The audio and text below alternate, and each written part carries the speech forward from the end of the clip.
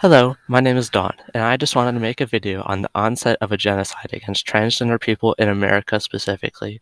This topic is something that I'm very passionate about as someone who is transgender myself, and I appreciate to anyone who is listening in. My goal is to educate people and inform them of what is happening in this country and to eliminate ignorance so that maybe myself and others could make a difference. To start off, those of you who may not know, transgender people are people who do not align with the gender they were assigned with at birth. Transgender people existed for a very long time, dating back to ancient times, and have been a part of various cultures. The legal battles transgender people have been facing have occurred since the 1960s, but today many laws have been passed restricting transgender people from sports, healthcare, and much more.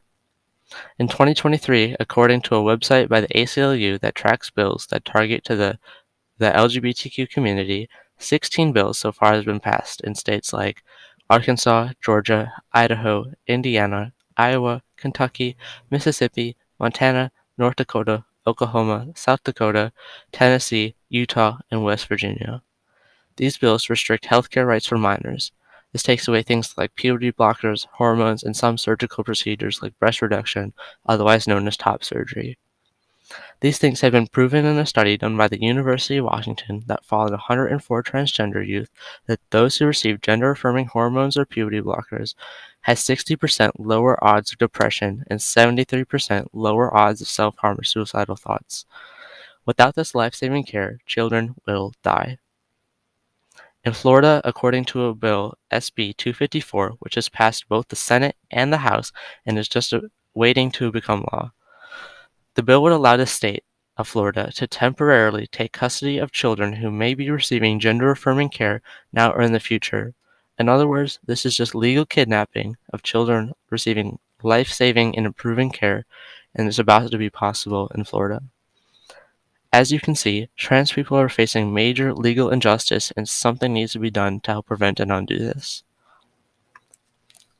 Now to talk about how this all amounts to the start of a genocide. According to the 10 Stages of Genocide by Gregory H. Stanton, it has been argued that the issues against trans people in America have gotten to the 7th out of 10 stages of genocide. Important note that these stages mostly reference the genocides like the Holocaust between the Nazi Party and the Jewish people, and the Rwandan genocide between the Tutsi and the Hutu people. So they mostly center around mass killings, but the issue trans people have been facing still compare and fit into these categories. Stage 1 is classification, which is basically just an us and them.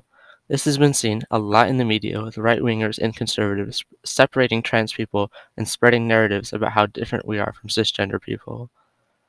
Stage 2 is symbolization, which includes hate symbols from the perpetrators. An example of this would just be like the swastikas from the Nazi Party. Things like the super straight flag that went around on social media that were a way for anti-trans people to say that they would only date non-trans people in a harmful manner. It can also be argued that slogans and rhetoric also fit into this second category, as well as things like gender critical, the phrase gender critical, which are the words feminists use to include trans people from feminism. Stage 3 is discrimination. This has been seen in the recent laws mentioned earlier about the healthcare and even more like the sports laws and bathroom bills. These things are blatant discrimination aimed towards the transgender community in order to take away our rights. Stage 4 is dehumanization.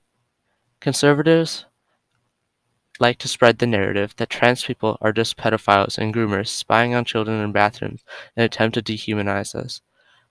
They say that we just target children and are grooming them into becoming transgender. This also includes calling transgender people it as a pronoun to strip us from our humanity. Step 5 is organization, which can be seen in the extreme religious and conservative groups. An example of this is on June 12, 2022, where a white nationalist group attempted to attack a pride event armed with smoke grenades and riot gear. Another example is the Nazi group that led a protest at the drag brunch at Land Grant in Columbus on May 1, 2023. The sixth stage is polarization, which is hate groups broadcasting propaganda that reinforces prejudice and hate.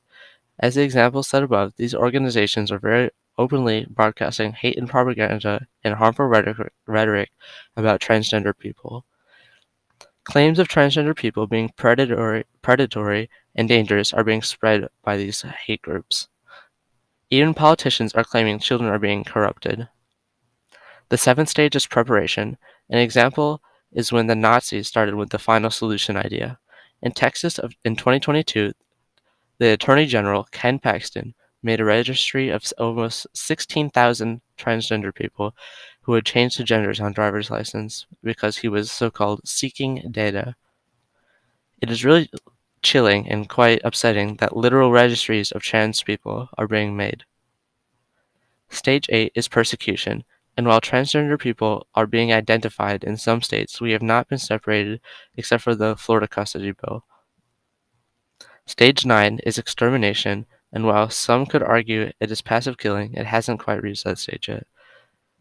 Stage 10 is denial, but we haven't exactly fully gotten into stages 8 and 9 yet. But most people, including the religious conservatives, would agree that and deny that they are not harming anyone, and this is just for the good.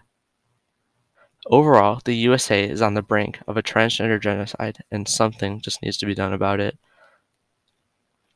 But what can we do? Things that we can do to help prevent this is educate others to take ignorance away from the subject, but also spread awareness to inspire others to take action. Helping support organizations like the Trevor Project, who focus on helping LGBTQ members with suicidal thoughts and mental health struggles.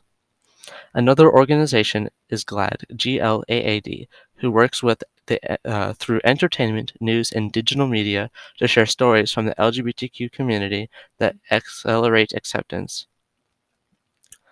If you're able to do so, donating just even a small amount to these organizations like the Trevor Project makes a big difference and helps contribute against the issues that the transgender community face. I also have personally just made a $50 donation to the Trevor Project, and if you are unable to donate, even just sharing this information is enough. If you made it this far in the video, from the bottom of my heart, thank you, and I appreciate it. I hope I have inspired someone to help contribute to the prevent of the start of a genocide against transgender people in America. Thank you for watching.